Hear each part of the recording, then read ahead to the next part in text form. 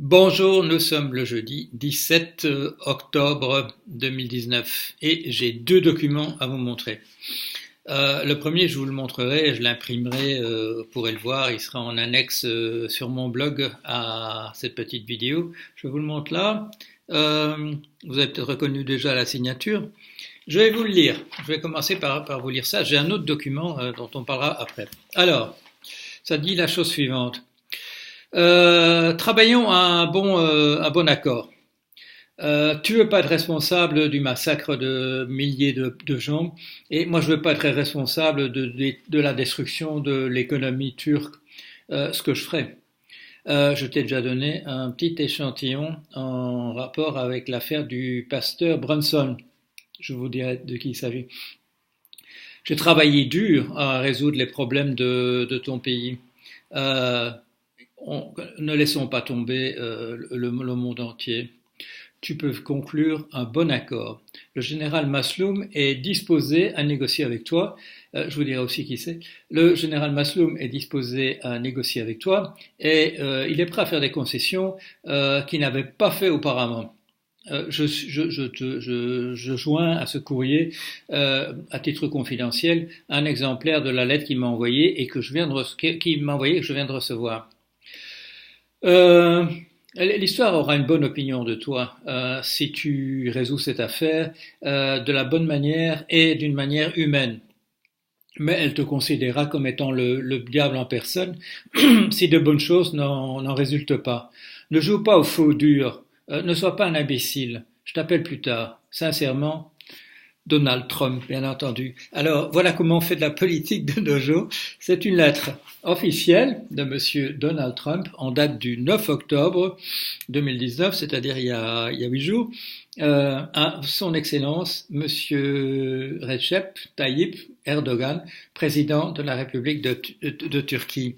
Alors, ça paraît sortir évidemment d'un film de Scorsese où je suis pas le seul à le dire, hein, Monsieur Comey, Monsieur James Comey, le patron du FBI, la première fois qu'il a une conversation avec Trump, il dit, je croyais être au milieu du parrain numéro 2. Et voilà comment maintenant le président des États-Unis écrit au président turc. Vous me direz, on aurait dû toujours faire comme ça. Ça, si vous aimez encore Trump, c'est comme ça qu'on aurait dû toujours faire. Qu'est-ce qu'il lui dit il lui dit fais gaffe à ta gueule à la récré. C'est exactement ça. C'est comme ça que ça se passe. Bon, évidemment, quand cette lettre a été rendue publique hier par Fox News, qui sans doute supposait qu'elle faisait encore rendre des services au président, ça a fait un petit, comment dire, ça fait un peu de bruit dans Landerneau, pas Landerneau aux États-Unis, mais Landerneau, Massachusetts. Et voilà comment les choses se passent. Il y a eu une réunion hier entre Mme Pelosi et d'autres représentants démocrates à la Maison-Blanche. Ça s'est mal terminé, ils sont partis. Euh, Monsieur Trump a dit à Mme Pelosi, il lui a dit, je reparlerai de Mme Pelosi tout à l'heure, ah oui, ça me rappelle qu'il y a deux personnes dont je vais vous parler là. Il a dit à Madame Pelosi qu'elle était une politicienne de troisième classe et elle est sortie et pour la première fois, elle a fait une allusion très très directe.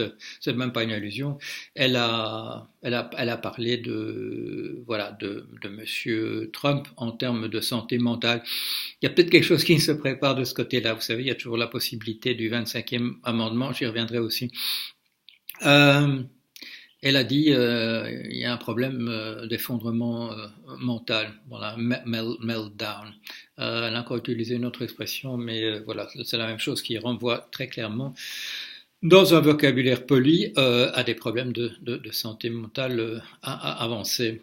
Euh, voilà, les deux noms. Le pasteur Brunson, Trump dit, tu vas voir, je t'ai déjà donné un petit échantillon de ce que je pourrais faire dans le cadre du pasteur Brunson. Le pasteur Brunson est un évangéliste qui se trouve en Turquie depuis les années 90. Il a été mis en prison. Et Trump a commencé par vouloir le faire sortir en l'échangeant contre un imam qui se trouvait aux États-Unis, qui était impliqué par Erdogan dans quelque chose. Ça n'a pas marché et finalement il y a eu des sanctions économiques prises prise par Trump. Alors, ce pasteur est le pasteur d'une toute petite église. Quand vous regardez Wikipédia, il a 25, sa congrégation se monte à 25 personnes. C'est pas c'est pas un courant dominant, mais toujours est-il qu'apparemment il était emprisonné en Turquie. Alors, Mazloum, c'est Monsieur Mazloum Abdi, qui est le dirigeant en chef des forces kurdes en Syrie. Monsieur Mazloum n'a pas réagi exactement comme Mazloum Abdi n'a pas réagi exactement comme Monsieur Trump l'imaginait, puisqu'il a changé d'alliance, puisque l'alliance des États-Unis lui était supprimée. Il s'est tourné vers Monsieur Bachar el-Assad et vers les Russes et a passé un accord maintenant avec eux. Ce qui permet des troupes russes d'avoir remplacé les troupes américaines qui se trouvaient dans le nord de la Syrie. Bon, alors on entendra encore parler de cette affaire. Comme je vous l'ai dit, c'est véritablement là que le front du soutien républicain à Monsieur Trump se lézarde, et non seulement se lézarde, mais est en train de disparaître complètement. Comme je vous l'ai dit aussi dans un petit billet, le fait que ce soit un autocrate, le fait que ce soit un démagogue, etc., ça n'a pas gêné beaucoup le Parti républicain. Le fait qu'il soit un homme d'affaires véreux, ça apparaît de plus en plus, qui trempe dans des combines invraisemblables, ça les a pas dérangés non plus. Mais le fait qu'il fasse des choses qui fait diminuer la puissance militaire américaine et l'empreinte militaire américaine sur le monde, ça, là, on les touche, là, un endroit où il ne faut pas chatouiller.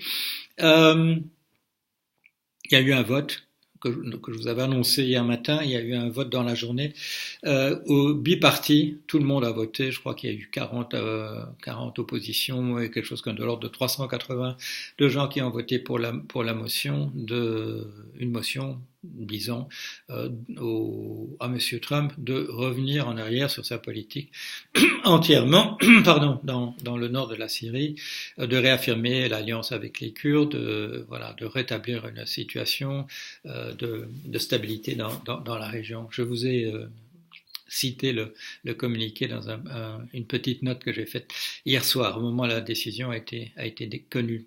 Alors, le deuxième document, c'est un document beaucoup plus épais, qui n'est pas écrit. J'aurais pu, puisqu'il y a l'anglais. Allez, soyons tout à fait honnêtes.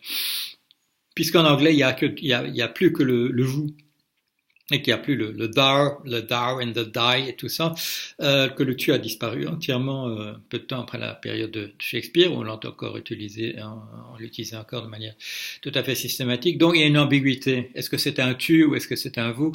Moi j'ai choisi pour insister un peu sur le caractère argotique et direct, j'ai mis un tu. Il n'est pas impossible que si soyons sérieux, il n'est pas impossible que si monsieur Trump avait le choix de tutoyer ou non le président Erdogan, il n'est pas sûr du tout qu'il lui donnerait du vous. Je suis sûr même que sa réaction spontanée, son comportement spontané serait plutôt d'utiliser le tu. Alors, deuxième document. Alors, celui-là explique des choses. Il explique en particulier, True and a Presidency, the Power of Impeachment. Voilà, c'est par Monsieur Laurence Tribe et Monsieur Josh Matz, grand professeur. Je ne sais plus si c'était à Harvard ou j'ai dû vous le dire à une époque. Je vais vous dire ça tout de suite. Professeur de droit constitutionnel à Harvard, et avec un jeune qui enseigne, qui n'enseigne pas, qui est un juriste, mais qui a fait ses études à Harvard. Voilà, c'est la Bible. Quand vous lisez ça, quand vous commencez à lire, je l'ai pas depuis longtemps, je l'ai retrouvé dimanche en rentrant de Liège en Belgique. Quand vous commencez à lire, vous comprenez soudain Madame Pelosi depuis pas mal de temps, depuis que le livre est sorti. Le livre est sorti en mai 2018, donc 1 an et demi qu'il est là. Il est clair que c'est la Bible de Madame Pelosi. Ce monsieur ne cache pas ses sympathies. Il cache pas que Monsieur Trump est un candidat qui est le candidat dans l'histoire des États-Unis pour un véritable impeachment, qui n'a jamais véritablement eu lieu, puisque dans le cas de M. Nixon, il a donné sa démission. Il n'a pas été véritablement. C'est pas l'impeachment qu'il a dégommé de son poste. Ce monsieur parle aussi, et là je suis déjà allé regarder, il parle de ce 25e amendement. Et là, j'ai vu tout de suite que j'avais fait une erreur, parce que j'ai déjà parlé du 25e amendement, et en particulier dans le volume sur Trump, le tome 1 de la chute de la météorite Trump, que vous pouvez trouver maintenant en librairie chez l'éditeur, où je parle de ce 25e amendement comme s'il existait depuis les débuts de la Constitution, c'est-à-dire en 1786. Ce n'est pas le cas. En fait, il s'agit d'un amendement qui a été mis en place en 1967 à la suite de l'assassinat de Kennedy, pour lever certaines ambiguïtés, en particulier sur le fait que le vice-président est-il simplement un remplaçant ou un remplaçant provisoire, ou est-il un véritable remplaçant du président. Et là, le petit chapitre que j'ai pu voir montre que c'est quand même à la suite d'une série d'incidents avec différents présidents, des vacances de pouvoir, un président a opéré sur un yacht au large à l'insu du vice-président, un président dont la charge est effectivement exercée par son épouse pendant une période qui dépasse une année. C'est pour résoudre un type de problème historique américain que ce 25e amendement a été ajouté après l'assassinat de John Kennedy. Le livre, c'est un professeur à Harvard, de droit, c'est une autorité absolue. Il parle d'énormément de choses. Je vois qu'il parle de.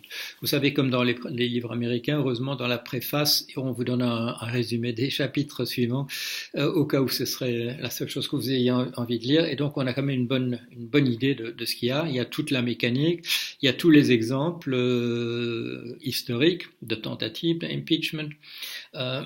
De Monsieur Andrew Jackson ou Johnson.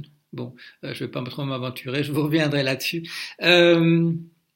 Monsieur Nixon, Monsieur Clinton et Monsieur Trump maintenant. Voilà, je vais lire ça, bien entendu, ça fait partie de mes lectures. Ce que je vais vous faire un de ces jours, je vais mettre la pile, je dois en avoir une douzaine ou une quinzaine de bouquins que j'ai commencé à acheter spécifiquement sur l'affaire Trump, et ça pourrait intéresser d'autres que je vous fasse un très très rapide commentaire de ce qu'ils sont, de quelle manière ils sont intéressants, ce qu'ils apportent, etc. Je ferai ça peut-être le samedi, on va voir. Voilà, je continue à faire le point, bien entendu. J'ai fait un petit billet humoristique sur le Brexit qui vous a plu beaucoup, que quelqu'un résume de la manière suivante. Puisque l'Irlande du Nord restera de fait à l'intérieur de l'Union européenne, et que l'Écosse a voté à 62% contre 38% pour ne pas avoir le Brexit, et qu'un commentateur du Financial Times disait que du coup on ne pourra pas empêcher les Écossais d'obtenir le même statut que l'Irlande du Nord, et que donc par conséquent il y aura déjà et l'Irlande du Nord et l'Écosse qui resteront de fait dans l'Union européenne, puisque c'est ça que ce que M. Johnson propose pour l'Irlande du Nord, de fait, reste dans le même marché commun. Je recommandais, sur le mode ironique, aux Gallois et aux Anglais de ne pas sortir de demander le même statut qu'eux, vu les chiffres déplorables des pertes que les ménages encaisseraient en raison du Brexit et les différentes. Il y a un barème en fonction des différents types de Brexit ou d'absence de Brexit. Et quelqu'un résume bien entendu mon intervention dans un commentaire en disant mais c'est ça la solution, comment n'y a-t-on pas pensé plus tôt?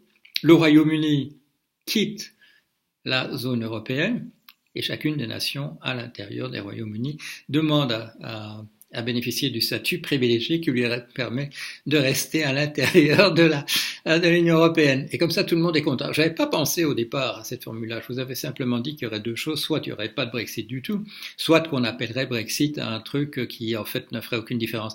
On est du côté de cette formule-là. On est déjà en train de l'arranger pour l'Irlande du Nord. Voilà, un petit point sur deux documents américains et un petit retour sur un billet que j'ai fait hier sur le Brexit. Je vous tiens au courant pour la suite.